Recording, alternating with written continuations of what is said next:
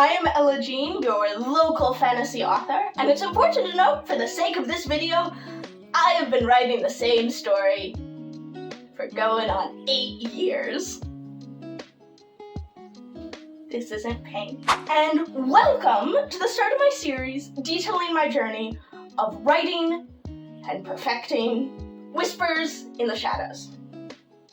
The only place I could really start this series is with the original idea of Whispers. You can start a story from many different places. The themes, the plots, a story idea that seems central for you.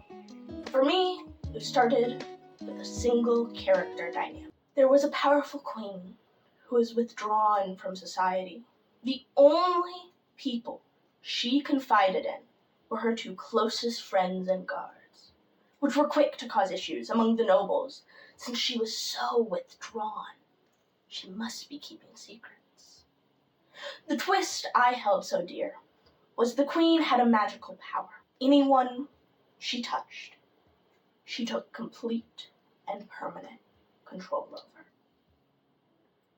And she discovered this power by touching her two best friends.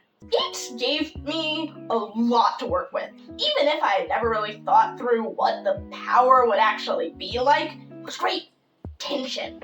They were always friends, but now the queen couldn't be sure if they were doing what they want because of the power, or because they were friends, or if she was forcing them to stay by her side and not grow as people, or that would have just been their roles because they're best friends. It was tragedy. And I was 14. And an edgy little bastard. Unfortunately, just one character dynamic isn't really an idea for an entire story.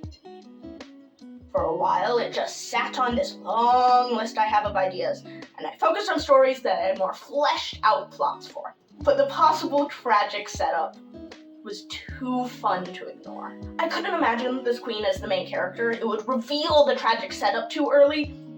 Pause. I know you could have her be the main character and be an unreliable narrator. I was 14. That wasn't happening.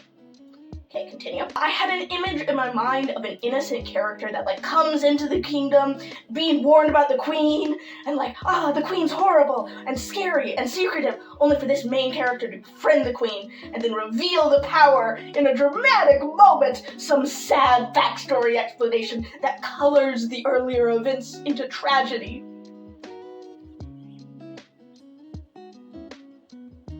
All of these were grand ideas in little high school me's brain. Started off with a grand adventure, coming up with a high fantasy world akin to the Grishaverse, which I had been obsessed with at the time, where there were these characters with gifts and the boring human planes. That second word doesn't stick around long, don't worry.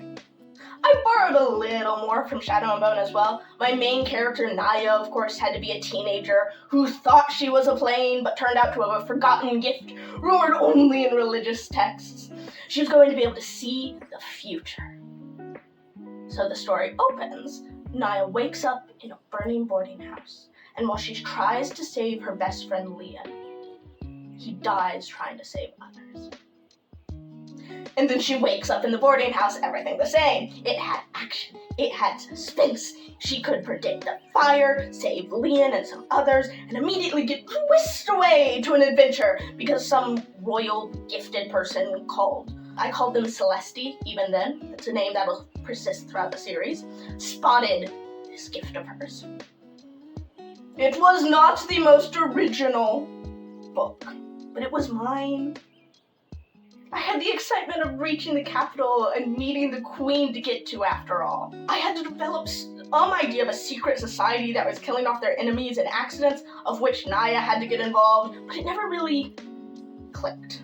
And like most of my books I tried to write as a high schooler, I gave this one up when it became too difficult.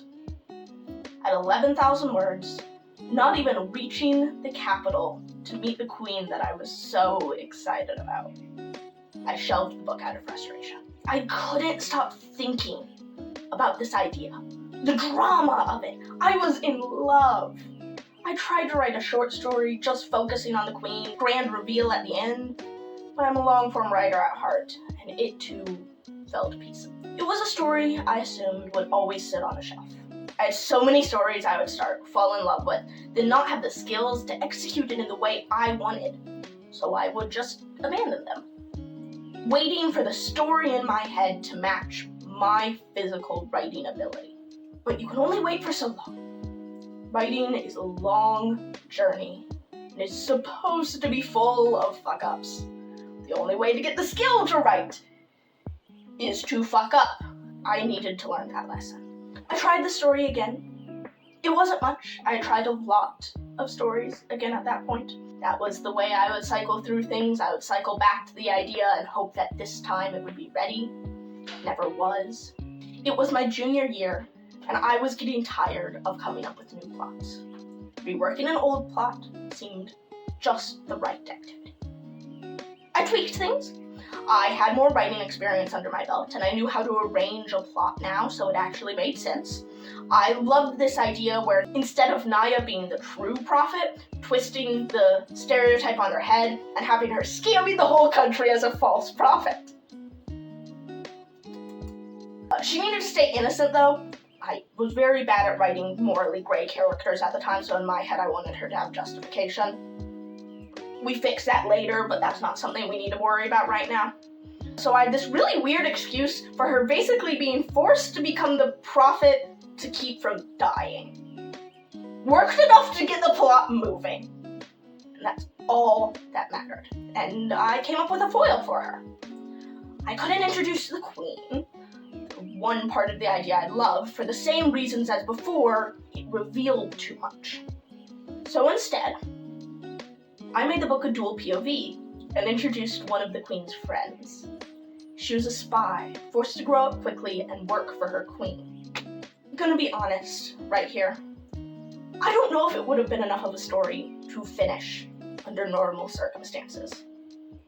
Maybe I would have abandoned it for another book after the first couple thousand words. But I started this project in February of 2020, and in a month, COVID-19 would send us into a lockdown and into virtual school. I needed an escape. I needed something to distract from the horror the world had become, so I leaned into Whispers in the Shadows. I started sharing it with my family, and then I kind of had to finish it because they would have rioted if I didn't give them the whole story. I didn't know where I was going with it. The idea was so simple. It was based on a brief character tension and this grand reveal. How was I ever to turn it into a whole story? I never outlined before. Whispers in the Shadows is how I taught myself to make a plan and stick to the plan. And through this plan, other character dynamics emerged, since those were the original ideas that shaped the story into what it became. I had the main character, innocent Naya, who had never met a Celestis before, but now was thrust into a high-power role where she was lying to all of them. I had her reason for fighting. Leon was now her younger brother that she would do anything to protect. And I had the foil antagonist, life-hardened Bree, who wanted nothing to do with Naya, but really didn't have any other choice. And then other people fell into places. I came up with a mentor character, Nilak, to introduce the plan to Naya.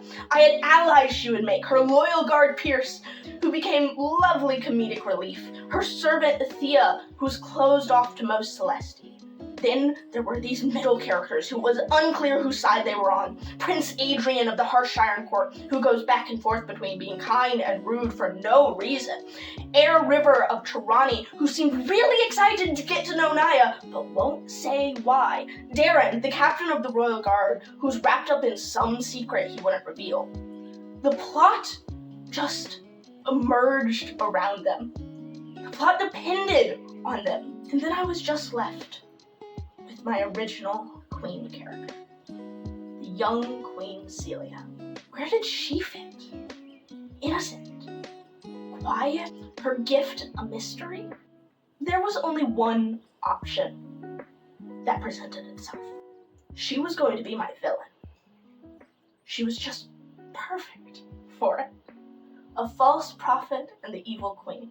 It's really easy to become attached to ideas and refuse to let them go. I would have loved this world where Naya and Celia became friends, but there was more tension if they were enemies. And I had to make the choice that was best for this story. Because stories are fluid. They can change again and again, both to be refined and to be molded, which sometimes mean the original ideas, the foundation that started the entire journey, needs to be molded to fit that growth. And Queen Celia was the perfect villain. I had more than just an idea. I had a plot. I had a guiding path forward, and after 116,000 words, I finally finished it.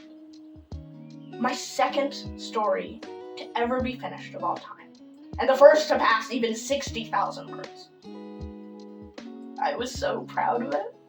It started me down a rabbit hole of many, many rewrites. My first publishing attempt, over 500,000 words written for a single book.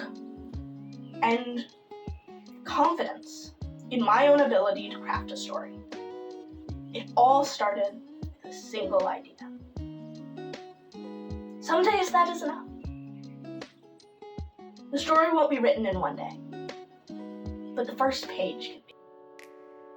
So please follow along for more. I'm prepared to turn all of it over to you. Show every draft and every page, because I want it to be a way for others to learn. Writing is difficult, and daring to continue after the first page is brave, especially with how the world is right now. So I want to build a community with you, because anyone can write, and everyone has a story. Thanks.